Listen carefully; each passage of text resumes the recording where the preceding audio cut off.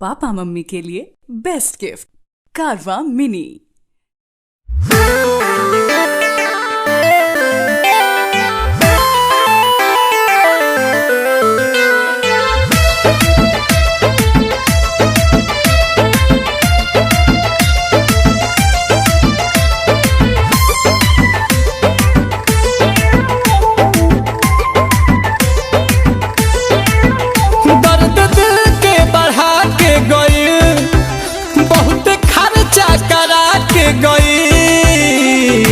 ये भात दोनों खाली बा ठंडो लगता।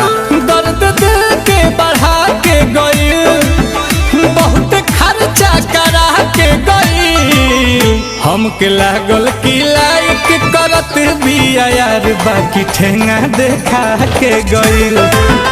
हमके लागल की लाइक करत भी यार, बाकी ठेंगा देखा के गई।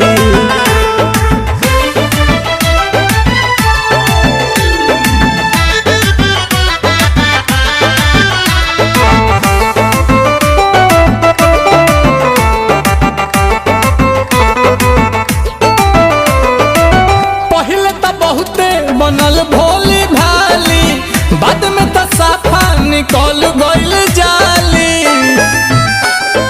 जेब भइल खाली, पहले तो बहुते बनल भोली भाली, बाद में उ साफा निकल गइल जाली। एगो चूमा चिखा के गइल, ज्यादा चूना लगा के गइल।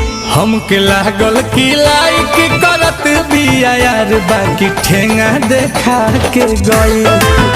हमके लागल की लाइक करत भी यार, बाकी अंगूठा देखा के गई।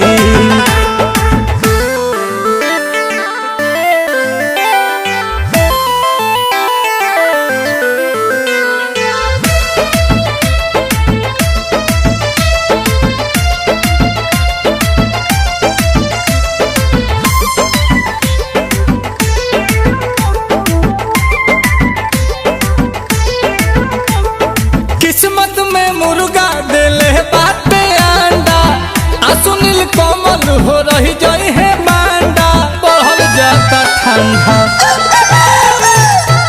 किस्मत में मुर्गा देले बाटे अंडा, सुनील कोमल हो रही जाई है मांडा। पहले टेलर दिखा के गई, कि अधवे फिल्म बना के गई। हमके लागल पसंद करत भी यार, बाकी ठेंगा देखा के गई। कि हमके लागल की लाइक करत भी यार, बाकी अंगूठा देखा के गई। बाद में जीहू बिरा के गई। अरे पूरा इंडिया हिली बाबू, खाली तू देखत जा।